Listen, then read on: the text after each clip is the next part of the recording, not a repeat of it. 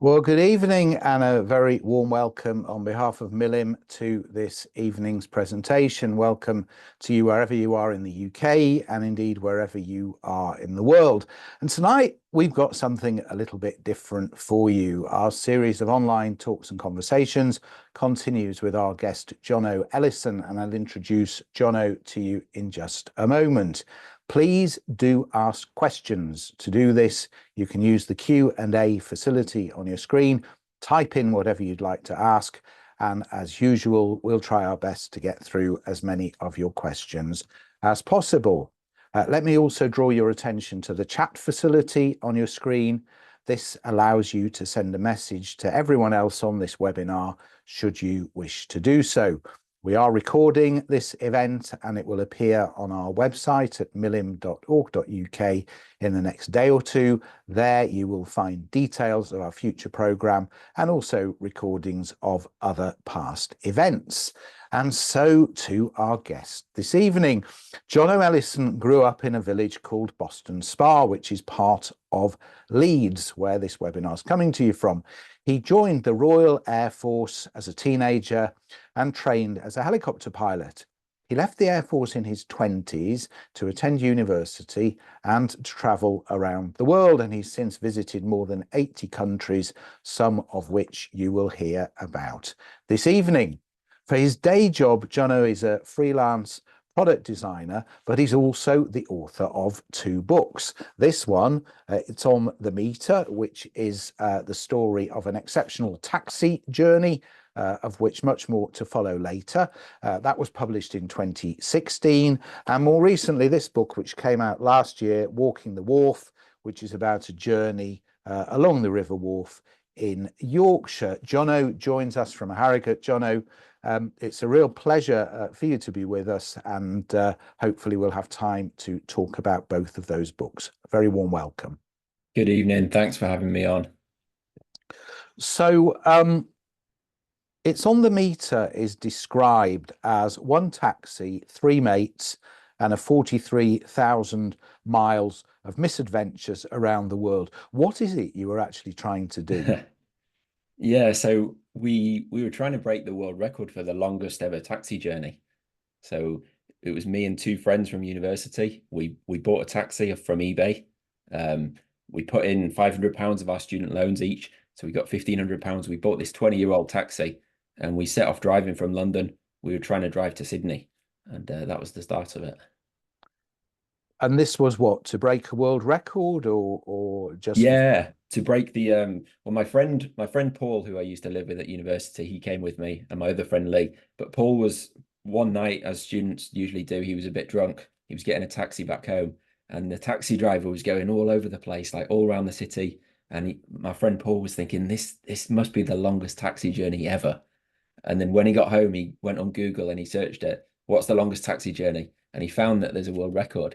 And he said to me, let's break that record. And How because amazing. it was like 2 o'clock on Tuesday morning, I said, go to sleep. I'm not interested. But then somehow the idea got stuck in my head, and we decided to buy this taxi and set off driving. Yeah. So we'll get into the detail of the story in a minute. And Paul, of course, co-authored that book with you. At what stage did you realize there was a book in this? Was that something fairly early on, or had you actually done what you did before there was something to write about? Yeah, it was quite funny really, because when we came up with this idea and we started to tell everyone we're going to drive a taxi to Australia, nobody took it seriously at all. And then when we bought the taxi, a few more people started to listen. And when we showed them a picture of the taxi and said, look, this is our taxi. And then when we set off, when we were in Europe, more people started to pay attention. And then as we got further and further away from England, more and more people started to think maybe these guys are actually going to do it. And one of those people was a publisher, and they emailed us and basically said, are you interested in writing a book? And from there, it was kind of a long process. It took quite a while to write it, especially because there was 3 of us on the trip. So we were trying to write with 3. It was quite difficult. And then we went down to 2. That was a little bit easier, but it's still difficult if you're both working full-time jobs. But yeah, eventually we got there, and the book came out in 2016. I think we finished in 2012. So it took quite a while to write it. But Not yeah. bad. So let's start at the beginning. You had this idea. Where do you get a taxi from? And did you actually have to do anything to the taxi to make it suitable for what you had in mind? Because very different from driving around a city centre, for example. Yeah. Yeah, so we found the taxi on eBay. It was 20 years old when we bought it, so it was already basically ready for retirement. Um, we were lucky that our university is kind of an engineering university, and they had these big workshops. They let us drive it into the workshop and just park it there for a while. And we did loads of work on it. Like we put a winch on it, we put a snorkel on it so it could drive under in water. We welded a big roof rack on it. We put a massive speaker in the boot or in the trunk. That was the main thing, really. So we did a lot of work on it. It was kind of, we didn't have much money, so it was all kind of ramshackle. We just did it ourselves. But it was just about drivable when we set off.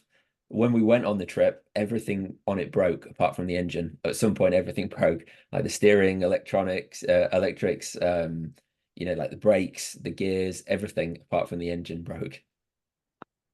I was going to ask you about money because obviously doing all this work will have been costly, but also to actually do the trip itself would have required money. How did you fund it?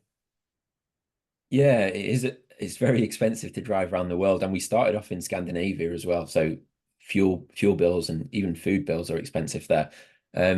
We saved up quite a bit of money ourselves. We worked loads of jobs. We had credit cards, but we were on just a shoestring budget most of the time. We did a lot of couch surfing, so we stayed with local people for free. And then often when people saw the car, they'd buy us lunch and things like that. We camped a lot, so we didn't spend much money, but it still is expensive.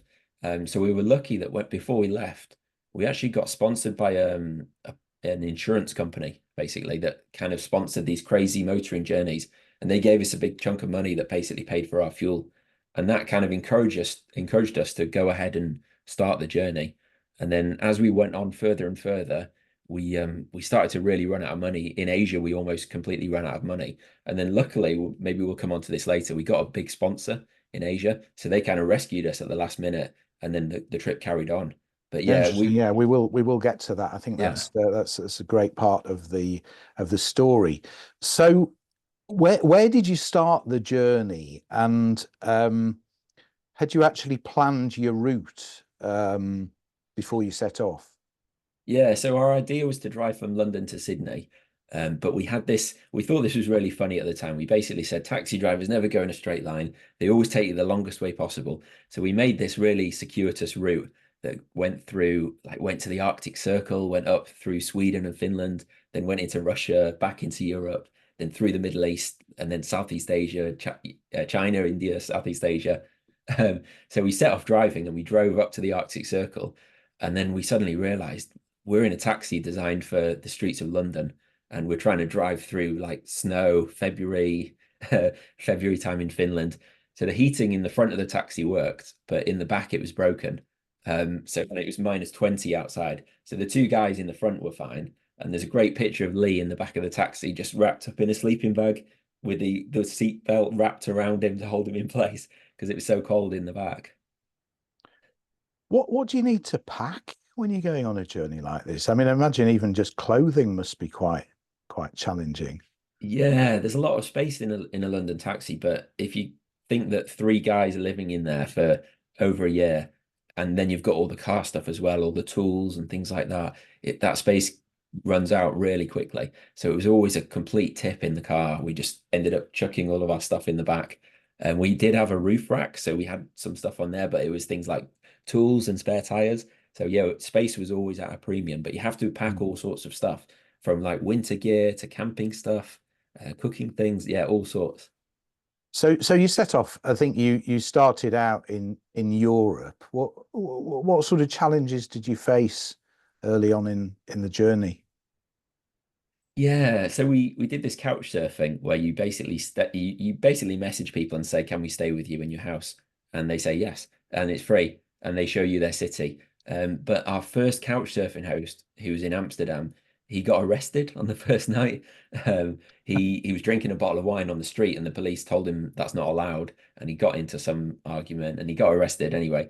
But every couch surfer we met after that, they always used to say, "Oh, have you done couch surfing before? Have you had any crazy experiences? And we'd say, oh, well, our host got arrested. And then Mm. they seem to like to want to kind of one up it every time. Right. So everywhere we went, they wanted to show us like the craziest part of their city. So the challenge was just trying to not get into trouble, I guess. But this was the easy bit, and then you started visiting some places which were slightly more difficult, I suppose. I mean, part of your route went through Russia. How was it? How was it getting into Russia? And did you have any problems when you got there?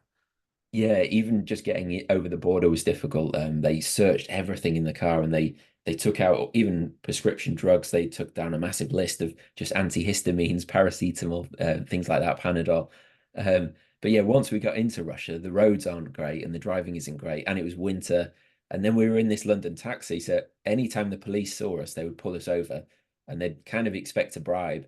But because we had no money, we basically just kind of argued with them for sometimes hours until they got bored and then they let us go. But it's just kind of exhausting because we were trying to drive in the winter on these terrible roads and then just getting like shaken down for bribes all the time. Um, but yeah, we did actually get arrested in Moscow as well. But that was kind of our couch surfer's fault. She told us we should go and drink vodka in front of the Kremlin. So we were all drinking these shots, and then the police came up and said it wasn't allowed, which surprised me because it was Russia. But yeah, we got carted off to a Russian jail, a Russian police station, and put in the cell. We had to pay a little bribe in the end. But yeah, it was kind of a little bit scary. But in the back of my mind, I was thinking this will be a good story one day. And they let you go, obviously. Yeah, eventually. So, so did the route that you set out to cover um, follow through, or did you have to change things as you were going? Yeah, we did make quite a few alterations. We originally planned to drive to the bottom of Italy and then get a ferry over to North Africa. This was around the time of the Arab Spring. It was just starting as we left. So we had to change that because that was kind of a no-go. So we went through the Balkans instead and then to Turkey, Iraq, Iran, Middle East. Yeah, so we did have to make a few changes on the fly. Also in Iran, my two friends, Paul and Lee, couldn't get a visa for Pakistan. So they had to fly out of Iran and then back and try to fly back in, which maybe we'll come back to in a minute. Yeah. Um, but yeah, so there were a few changes along the way. Well, let's talk about the Middle East a bit, because you said you visited Iraq and Iran. Did you have any problems there, or was it a fairly easy place to just rock up and drive through? The people, no problems, no Yeah. problems with the people, the local people. They were like extremely hospitable in Iran to the point where you almost couldn't walk down the street without people coming up and offering you like to take you for dinner and things like that. Mm. I was sitting in a we had a day off in Tehran and I was in a park reading a book and someone came over to me and he just said, "Oh, I don't want to bother you, so don't worry, but it's a really hot day, so I thought you might want an ice cream." And he just brought me over an ice cream and then went. No. And that it was just constantly people coming up to you saying, "Do you like my country? Where are you from?" And just interested to learn about you. Um, the authorities were a bit more difficult, but the people were great. But you were saying you had this problem with the visas. Yeah, so we were in Tehran and we had a GPS running all at all times to kind of to show to Guinness World Records where we had been, so we could Mm. verify the record. But our GPS broke and we lost all of our data. So we found the one shop in Tehran that could recover the data for us. And we went there and he fixed it all, but it meant we were really late in the city and there was a big anti-government protest going on. So there was riot police everywhere and we were trying to get out of Tehran and it's a huge city. We didn't have like Google Maps or anything then. Mm. But yeah, so we were trying to get out of Tehran. We eventually got out and we were driving out into the desert and it was pitch black and we were all really tired. So we just pulled off the highway, found this little dirt track, and we just camped in the desert. And there was nothing around as far as we could see. But then in the morning, I unzipped my tent. I was the first one awake, and straight in front of me there was like a big anti-aircraft gun, probably about 200 meters away, 200 yards away.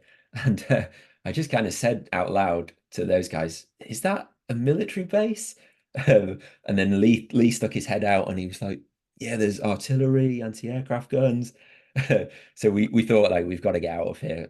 now because we're like three British guys next to this military base in the middle of nowhere in Iran.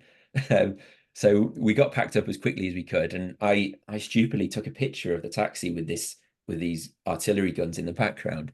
And we were just about to leave, and this 4x4 came up, and it turned out it was the secret police. Um, and this is I'm kind of condensing the story a bit, but they basically questioned us for ages. And they became convinced that we were Jewish because they saw on our paperwork there was a mention of Israel on our car visa, but it said not valid in Israel, but they only Right. saw the word Israel. Huh. So they were basically like, "You must be Jewish spies. Why are you here?" And they questioned us for hours. And eventually we seemed to get away with it, and we left and we carried on with our trip, and everything was fine. And then Paul and Leigh didn't have these Pakistani visas, so they had to fly out to the UAE and get these visas. And then when they tried to fly back into Iran, they weren't allowed entry because Really? of this issue with the secret police. So I was stuck in southern Iran by myself, or with a crazy Australian hitchhiker with like a really short temper. So me and him had to drive across the border into northern Pakistan, and then eventually meet those guys in Pakistan. Wow. So Pakistan was like the refuge for you all. Yeah, yeah. So crossing that border was kind of probably the most dodgy bit, the most scary bit, because we started getting these armed escorts. The first guy was just like, it was about every 10 miles we had to change and get a new escort. The first guy was just like an old guy, an old policeman with a pistol, and then the next guy had like an AK-47, and then next it was like a full squad of soldiers, and then it was like a truck mounted machine gun. So the further you went, the more and more extreme it got, the military.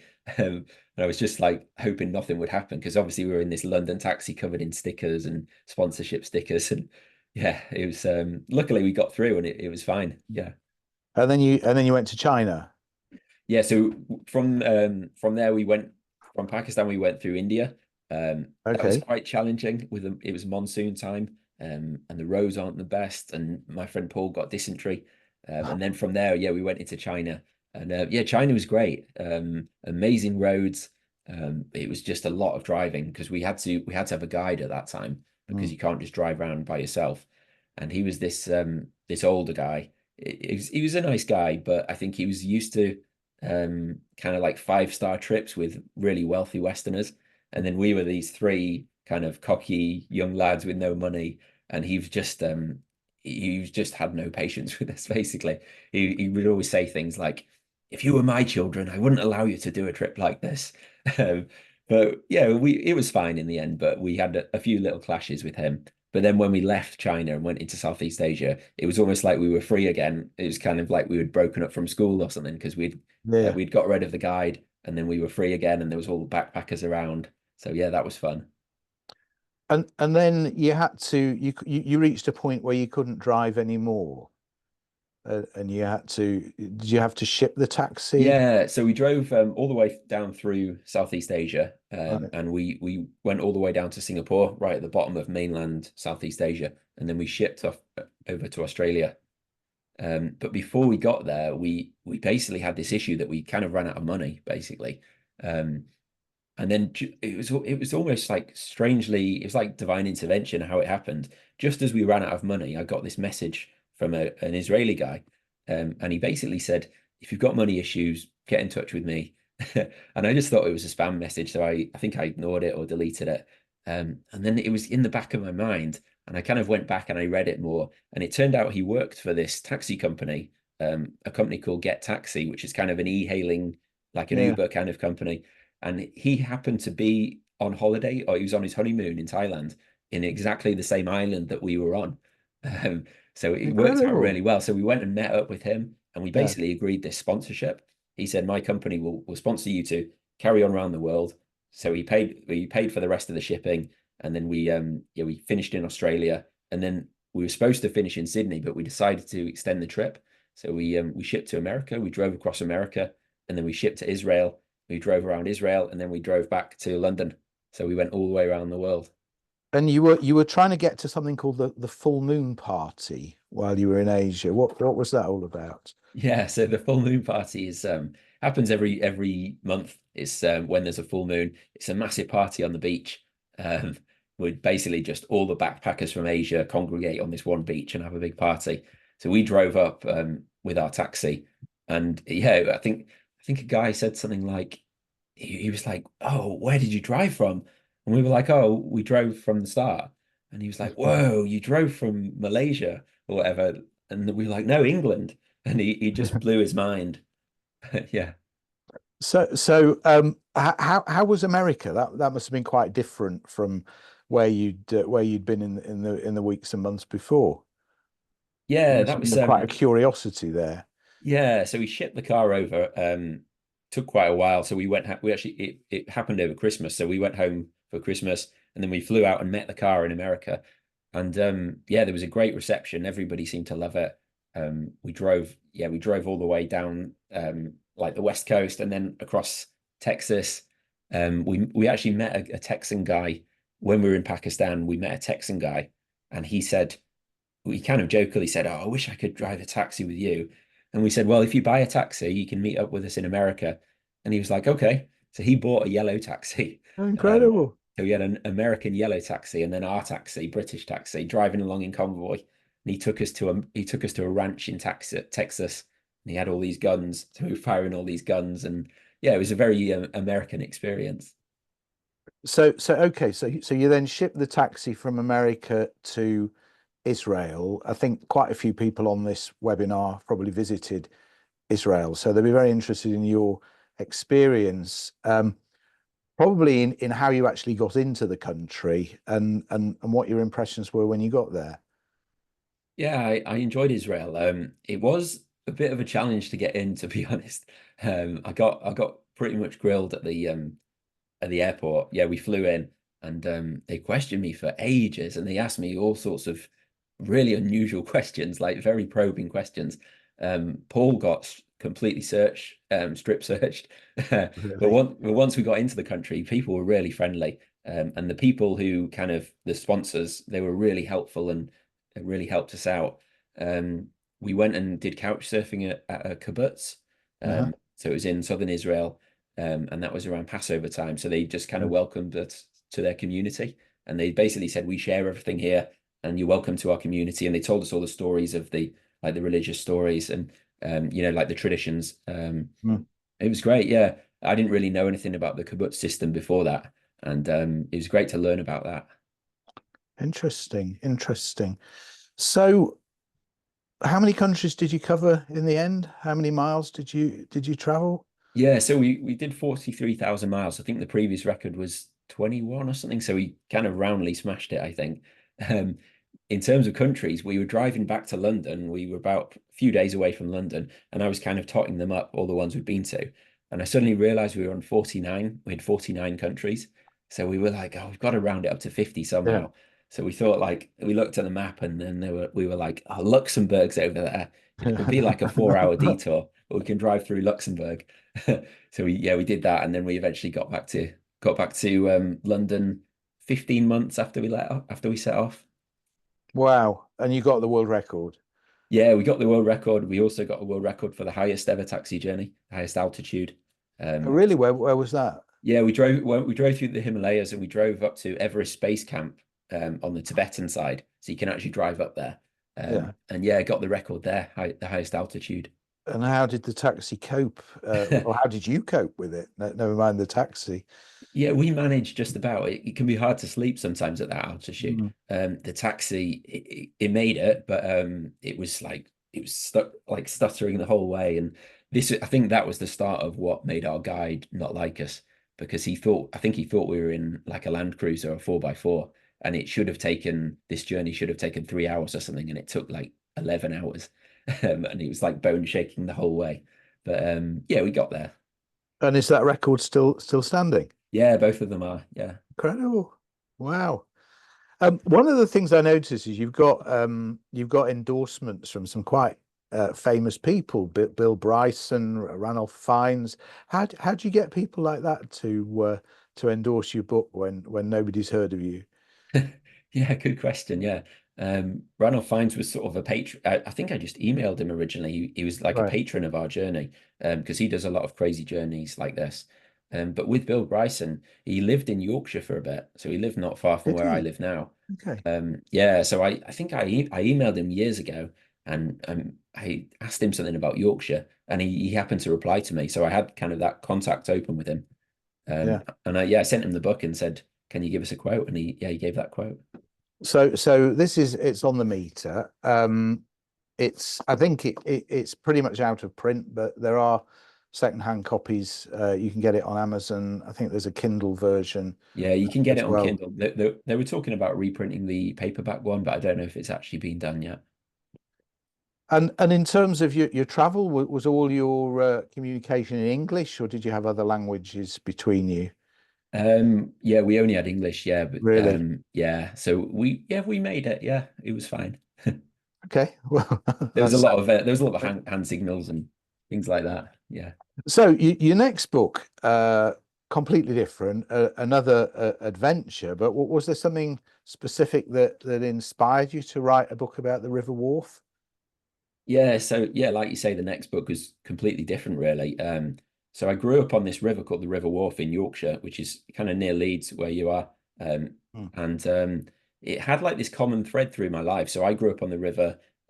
Like my parents grew up in a village further up the river, and my granny grew up in a village further up the river.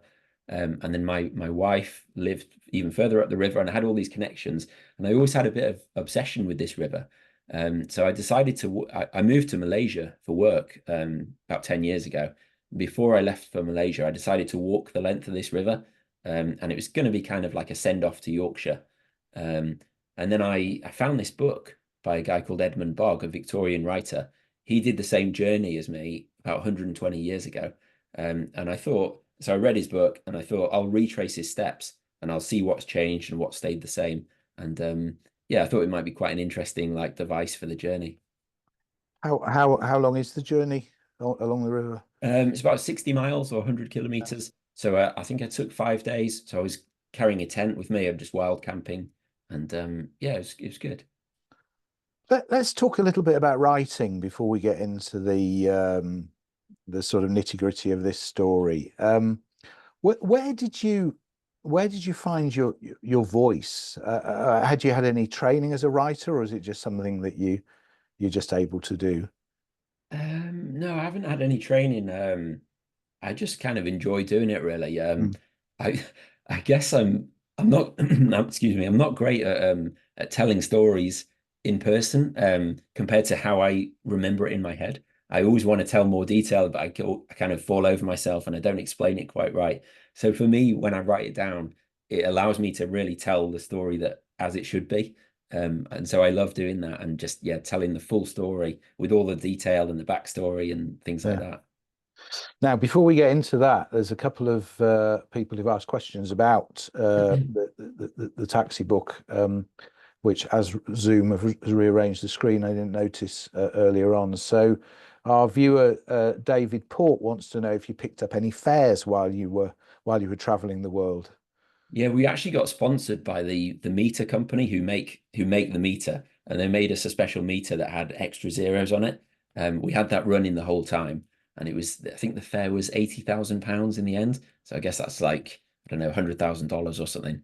Mm. We picked up this Australian hitchhike. We picked up loads of people along the way, but one of the memorable ones was this Australian hitchhiker who drove with me through Pakistan, and he was a lovely guy, but he had a really short temper. Um, and we were trying to cross this border from Iran to Pakistan, and there was all these guards with guns, Mm. and they wouldn't let us across that day because the border had closed for the day. And he just completely lost his temper with them, and he was trying to fight them, and I was trying to hold him back. And yeah, it was just like it's not a good idea to fight guards with guns. But yeah, he's the most memorable one. Okay, and then Roy Novis, it says he read your book on Kindle and loved it. Felt he was actually traveling with you. Are the three of you still in close contact, or did the experience damage your relationship? We did have a few arguments along the way, but yeah, we're really good friends. Yeah, I went to Paul's wedding, and I saw Leigh recently. But yeah, we're all friends with each other still, definitely. Amazing. Now, This journey along the river had one big difference. So in the taxi, there was the three of you, but this time you were very much on your own. Did that make a difference? I quite like doing stuff on my own, really. Actually, I'm surprised that the taxi journey wasn't more, there wasn't more friction. Mm. Because I like just going out on my own, and then you can set exactly where you want to go. You don't have to decide with anyone else. I suppose with the Wharf book, it kind of forced me to talk to people a bit more, to get the stories myself rather than rely on Lee and Paul to talk to people. Yeah. So is that how the information in the book came about, or did you have to do other kinds of research about the places you'd visited? Yeah, I was lucky that I had the Victorian writer's The book to the that bog had book, yeah. yeah that had loads of information in. There's also great information online. Mm, But one thing that I really liked was you can find an old archive of Ordnance Survey maps, which are really high detail maps which cover all of the UK, and they go back. Some of them go back to like the 1840s or something. So you can basically look at that, and it almost tells a story because you can look at each edition, and you can see which houses have been built and what's been knocked down, what's changed, and things like that. And that kind of tells you a story of what's there and what's missing. and where do you find these? Are they in They're library? online. They're online. Yeah, I think it's called the National Library of Scotland, has them all digitized, and you can view it with an overlay of like Google Maps, so you can see exactly where everything is. Incredible. I've spent hours on it just looking at Yeah. like old towns and where my old house and things like that. So there are a few stories maybe we can talk through a few that sort of stuck in my mind. I actually really enjoyed this book. Um, what can you share about the Tadcaster Viaduct? That's quite an incredible tale. Yeah, so Tadcaster's quite far down the river, and Mm, it's basically in between Leeds and York, which are two cities, two fairly big cities, and they had these two railway lines already between the two cities, and it's not that far of a distance. It must be like 20 miles or less, maybe 15 miles, and somehow they decided there was like it was almost like a stock market bubble, but it was mm. 150 years ago, and they were everywhere. They were trying to build new railways, and some guy decided to build another railway, a third railway. And they started to build this railway, and they built this massive stone viaduct. I can't remember exactly how many, but it's something like 11 arches, and it kind of towers over the town. Um, and basically, they suddenly realized they built the viaduct, and then they basically realized like we don't need this railway. I think there was some kind of other things went on in terms of like some other corporate things, like they merged with a competitor or something. So they only built this viaduct, and they didn't finish the rest of the railway. So now it sits above the town. It's been there for 150 years or something, and it's It goes nowhere. yeah, basically yeah. Incredible. And then there's, I suppose, local people will be familiar with the Thorpe Arch trading estate, but that had a very different history. Yeah, so it's this is right next to where I grew up. It's a trading estate now. So it's basically a big kind of commercial estate. It has like shops and shopping centers and stuff, a garden center. But when it originally started, it was a munitions factory. They built hundreds of thousands of bombs in the Second World War. And they had like these kind of submerged buildings. They were like half buried in the ground. Um, and it was mostly women from Leeds and the surrounding area who came in every day and worked there. And they had this yellow powder that they put on their face to stop the explosive residue sinking into their skin. Um, yeah, and yeah, it's strange to me because when I grew up as a kid, it was sort of like a shopping center area, and then I Mm. started to learn all this history, and it's like this giant munitions factory. There was also right next to it, there was like an ancient wishing well, like a spring water well. Um, and people used to, for hundreds of years, people have tied ribbons into the trees and then made a wish, like wished for love or wished for Mm. like a partner to come back. And when I started researching it, it's kind of in the middle of nowhere, this place. I found some pictures that were from 2010 or something, and people were still going there and tying these Really? ribbons in the trees. Gosh. Yeah, so I went to try and find it.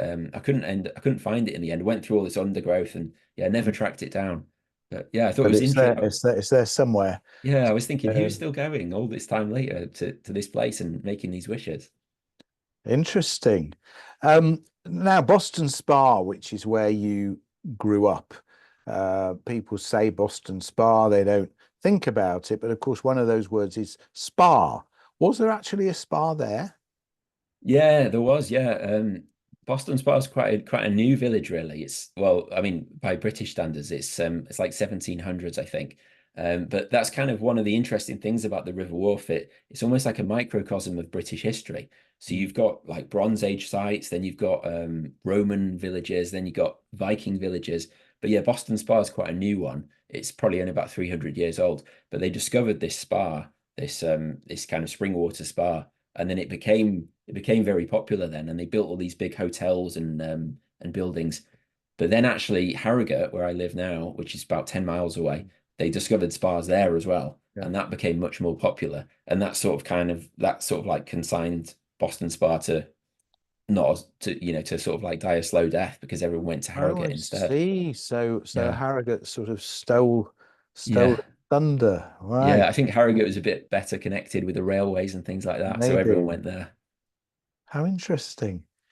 Um, yeah, and of course the British Library is on part of that Thorpe Arch site, isn't it? Yeah, that's right. Uh, Yeah, that's a big building there. Yeah, I've got a friend who works there actually. I saw her a few days ago, and But they call it Boston Spa. They yeah, it's in Thorpe Arch, which is the yeah, neighboring village, but it's called yeah, Boston Spa. Yeah. yeah, interesting. So you met this punter at the Windmill pub in Linton when because you went into a lot of pubs on this journey. Yeah. Um, and I think you really feel for you as a sort of, damp and shivering walker through the field. You see a pub and you go in. But this guy in the Windmill at Linton told you that it was the best pub in all of Yorkshire. So I just wondered whether you'd found a better one. Yeah, it's quite a bold claim. It is a nice pub, but it's a little bit too well heeled for me. There's a really fancy golf club there, and it was very it felt like it was very wealthy people in there, and I just came in like covered in mud with a rucksack, and they were very welcoming and everything. But I think there was one in Appletreewick or Aptreewick as it's called, up in the Dales, which was my favourite. So I was doing this wild camping, so I had my tent with me, and it was a horrible evening. It was like blowing a gale, raining. And I had this idea in my head for hours that I would go to this pub and get like a really nice pub meal. So I was looking forward to it for hours. It was getting more and more wet, more and more cold. And then I walked into the village and it was just completely pitch black.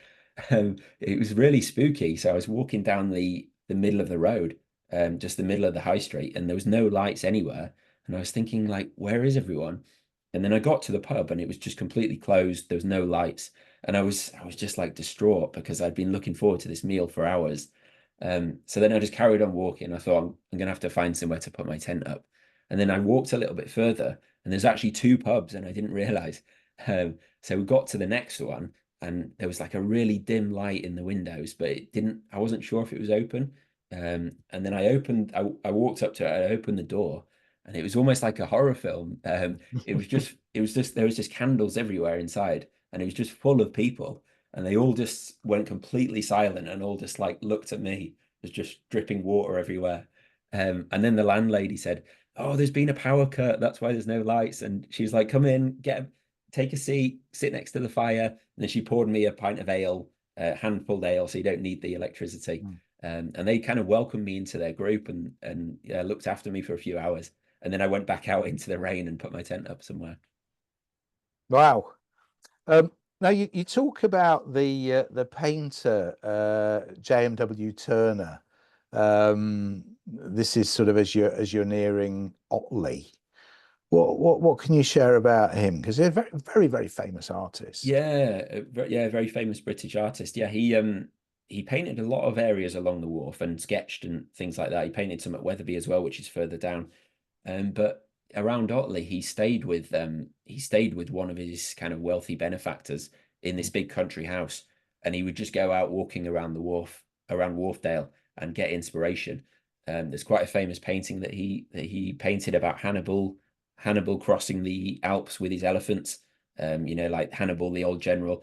Yeah. And there's a big thunderstorm above in the background of the painting, and the the story is that he got inspiration for that thunderstorm by a big thunderstorm that was over the River Wharfe, over a place called the Chevin, which is this like really steep bank that overlooks the wharf.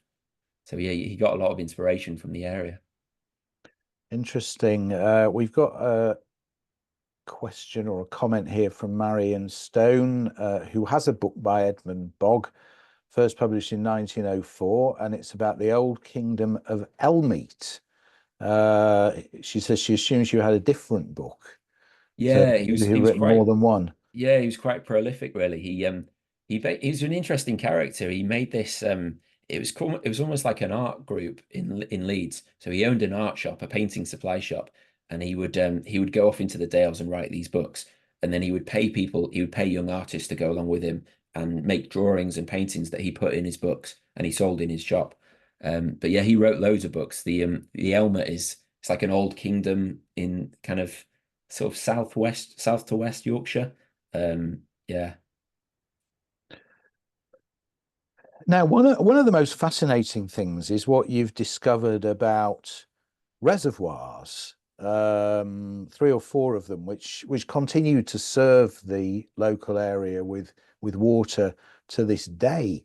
How were these built, and what sort of reception did their introduction get, particularly by the people who were displaced by them? Yeah, we think about Yorkshire or North Yorkshire as quite like a pastoral countryside landscape. But actually there's quite big infrastructure projects that were made by the Victorians. So there's these four big reservoirs just north of Leeds. And then we were talking earlier before we came on about the massive viaduct that was Mm, built. All of these things were built by navvies, which were kind of just laborers, I guess, who mm. came from all over the UK and also from Ireland and other places. And they went and built they built these massive earth bank reservoirs that supply Leeds and Bradford still. Um, but they were kind of almost like shunned by polite Victorian society because they were sort of like, like hard working, hard drinking, gambling. And but there was a woman in Otley who she basically took it upon herself to kind of improve their spiritual life, I guess. And Oh, she, this is Elizabeth Garnett. yeah, Yeah. yeah. So she wrote a load of books and sold them, and then she used the proceeds to build them schools and things like libraries and healthcare facilities. So she really kind of dedicated her life to helping these Mm. guys, these navvies. Because of course you write about the memorial to the men who built the Bramhope railway tunnel, which is still in use today. Yeah, Uh, so it's the railway from Harrogate to Leeds. Yeah, yeah. I was on it last week. And it's this massive viaduct that goes over the River Wharfe, and then it goes into a tunnel that goes and then goes through to Leeds. So they dug, I think they were lowered down by hand to Mm. down these earth shafts, and then they dug out all this stuff, all this dirt and rock, and then they took it over and piled it on this big embankment. But yeah, quite a few people died in the production of it because it was And just those such a earth big. shafts are still there. But what's really interesting, and it's invisible pretty much, is the phenomenal architecture of the entrance to the tunnel, which is just, lost in a bit of woodland. Yeah, it's almost like no one would really see it, but they put so Yeah. much effort into it. It's all has like battlements, almost like a little castle. There's a tower there and things like that. And the memorial is in Otley Church, Yeah, yeah, so next to Otley Church. there's a smaller version of that, Mm. those turrets and castle, which is, yeah, it's a memorial for the people who died. If you're passing Otley, it's worth a look. I think they have the key in the shop next door. I think you can pick it up and go and have a look. Now you pass a housing development near Menston, which was a former asylum. Um, I have an interest in this because as a child, my late father used to work there as a Oh, psychiatrist, really? and I believe if he was on call at night, I used to sort of sleep in a cot somewhere in there. So I probably stayed in what was Hyroyd's Hospital. What can you Yeah. share about that place? Yeah, it's an interesting place. My wife actually lived there before when I first met her. So it's an old. If you look on the old maps, it's called something like Victorian County Lunatics Asylum or something like UNPC like that. And it was this big old yeah, asylum that they built for troubled people, I suppose. And it was kind of a bit of a change because before that, people with kind of mental health issues, I suppose, they were almost treated like criminals. And these people who built this asylum kind of said, actually, they're unwell, they're sick, and they need help. They don't need locking away. So they tried to help them. I think there were a few more questionable things. They pioneered a lot of electroshock therapy there and things like that. Mm. They But did yeah, lobotomies as well, because I think my yeah, late father used to stitch people up after they'd had them done when he was a sort of newly qualified yeah. doctor. But it's quite an But he interesting never place. did any lobotomies himself, otherwise I don't think Yeah. I'd live that down. It was Uh, almost like a completely self-contained community. I think it mm, had like its own well and had a railway really? station going to it and Oh, things like that. Yeah. wow. Um, I think what's fascinating about a lot of what you talk about is you find a building, and the one that springs to mind is Low Hall in Addingham, which is a residential development. But you find sort of history and in this case quite a checkered past. So what happened at Low Hall? Yeah, so Low Hall used to be or Low Mill, I think it was, used to be it used to be a mill where they Right. wove fabrics. And yeah, when I was reading all this stuff, it sort of struck me there's a lot of parallels to now. So they had this, it was basically a cost of living crisis. So people couldn't afford food and things like that. All these weaving workers or weavers, I guess, they were getting displaced because they were making these new weaving machines. So they were all losing their jobs, getting made redundant. And a lot of them obviously didn't like that. They didn't want to lose their livelihood. So they formed the Luddites, which you might have heard of. They basically Mm. went and smashed up all these weaving machines. And they said, we don't want to use the weaving machines. We want to keep our jobs and do all this weaving by hand. Um, so at this place in Addingham, they basically there was a bit of a confrontation between the Luddites and the people who were loyal to the factory. They had a big fight basically, and it was really extreme. People were like firing pistols. A guy died, and then eventually I think it was the Leeds Dragoons had to ride in and break it up. People got arrested, and yeah, it was kind of an industrial dispute. But yeah, you see that kind of stuff all along the river. But Mm. now it's just like they're just kind of housing developments or nicely converted Yeah. flats. Yeah. Well, one place that hasn't been renovated is Bolton Abbey. Um, and as you explain, quite interestingly, a lot of that building's in ruins, but some of it isn't. How come? Yeah, so it used to be it was originally a monastery, and then when the for years and years or centuries, and then when the monasteries got dissolved, they sort of struck a deal that they would kind of let the main abbey fall into disrepair, but they would keep the church for the local parishioners. So it's quite interesting because I always remember when I was a kid, you'd walk around all these ruins, like National Trust properties, and it was hard to visualize what they actually looked like when they were functional. Mm. But that building's quite interesting because one side of it is all falling down and broken, and then you just move your head a little bit, and the other side is a normal church, just like a church that's still in use. Yeah, that's fascinating. Where did your journey end on the wharf? Where did you finish? Yeah, so the river's quite interesting because down at the start, it's in the Vale of York, it's called. It's a very flat area and it's just farmland. And then as you go up the river, you get into like the wilder dales. It gets more and more hilly and less people and just more and more wild. So it finished on the top of the moors, basically just bubbling out of the ground. So I'd seen it go from a very large river, like very sluggish, to this tiny little stream that just bubbled right out of the moor. So it was really cool to see that whole process. We have a viewer, Suzanne Corn. She's interested what your favorite place was along the river. Yeah, I've thought about this a lot. It's difficult to choose. I think I'd have to say around the Bolton Abbey area that there's an Mm. area called the Strid, and it's just like lovely oak woodland. It's really nice. It's also Yeah. quite that area, the Strid. It's a very narrower part of the river. So the river basically turns sideways and goes through this little gorge called the Strid. and it's very deadly area, but it's really surrounded by all this beautiful woodland. They say that anyone who's ever fallen in there has drowned and died. So, but it's such a lovely area, so it's kind of that juxtaposition. You said you were sort of caught out in the rain when you were looking for this pub. Was the weather all bad on your trip, or were there good days, bad days? What Um, sort of time of year was it that you did this? Yeah, I did most of it around this time of year Yeah. actually, around October, but it was actually a really nice October. Mm. But it's I think it was 5 days I did it over, and it was almost like seasons. Like one day was kind of spring, and then one day was definitely winter when I walked into that pub when it was all stormy. And then the next day was lovely. It was really sunny and hot. And then I went swimming in the river. And then yeah, the next day was more kind of autumnal. But yeah, it just changed.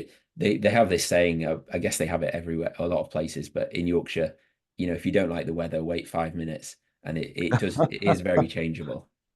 And in terms of the kind of terrain you were walking along, was it roads and paths, or was some of it sort of really through woodland, or sort of unkept, wild, unkempt areas? Yeah, we're really lucky in the UK, I think, that we've got a really good network of public footpaths, and especially on that River Wharfe, on the river. Yeah, almost all of it is public footpaths or roads or bridleways. There were a few little bits where I kind of sneaked across some people's land, so I didn't have to take a big detour, but most of it is just public footpaths. Right, we've got a couple more questions here from viewers. David Port wants to know how long the walk took you. Yeah, so it took me about 5 days, and then yeah, I was able to get a bus back from the Right, end, so it's yeah quite easy to but get I back think from. you went back, didn't you? And Yeah, I almost felt like every time I kept going back to fill in little gaps as I was writing it, and I almost felt like every time I went back, I found something new to write about, and I still keep finding things now, and I quite like that I feel like I'll never be able to complete the river. mm, there's so much history there. Brian Gold has a question going back to the taxi journey. He says, "Did you ever get uh, so scared when faced with problems at borders and so on that you thought you'd taken on more than you could chew, and you wanted to bottle out?" Um, Not exactly. I I feel like we kind of slowly eased into it. So we started off in Scandinavia where it wasn't too bad, and then Russia was all right, and then the Middle East got a little bit more hairy, and then India was like the hardest level. But I think if we had just jumped straight into India, it would have been more difficult. But we got this mindset where we basically kind of got this mindset where you can solve any problem. You just need to Mm. try it. You just need to throw enough time at it or enough money or whatever it is. But yeah, we didn't have any money, so enough time, I suppose, and enough effort. Um, I was going to ask you if you still had a sense of wanderlust, and whether you were planning anything else. But Janet Lerner says, "Would you consider actually doing it again, perhaps even to break your own record?" Good question. Um, Maybe if somebody paid for it all, and yeah, definitely not in a London taxi. I think something a bit more suitable. Yeah, something that wouldn't break down all the time. Yeah, a Range Rover. Yeah. Um, and any other writing planned? I mean, you've obviously got great skill as a storyteller. Anything else in the pipeline? I like to go cycling and take my tent with me and camp out places. I went all around Scotland a few years ago and camped out on Orkney. Um, so I'd love to write something based around cycling and doing a cycling journey, but I just need to find the right thing. I feel like I can't Yeah. really force it. So eventually, at some point, hopefully, I do enjoy Well, it. we look forward to that. And if you ever do, please do come back and tell us all about it. Thank you so much for being our guest this evening. It's been a real pleasure to discuss these books with you. And you'll find Johno's books on Amazon. Um, and to say thank you, I'm going to send you one of my books. This is some photographs of Icelandic vegans, which Oh, awesome! I Thank you. guarantee you put that on your coffee table, and you'll get some very funny looks. Thank you very Um, much. Now, just a word about our future program before we leave you. We've got an event on November the 18th. Nick Sayer is with us. He's just published a book called The Jews of Lithuania, which looks fascinating. We've got more in the pipeline. We might have an event before then, and we've certainly got a few after. So do visit milim.org.uk for details. You can sign up to our newsletter there, and that way you'll be sure not to miss anything. We don't charge for our online events, but you can make a donation to help with our costs if you wish. There's a link in the chat, or you'll also find it on our website. So it remains for me to thank our guest, Johno Ellison. Once again, thank you so much, Johno. It's been great fun. Thank you. Yeah, and thanks for having me. looking forward to seeing you all at a future event. Until then, stay safe. See you soon. Bye.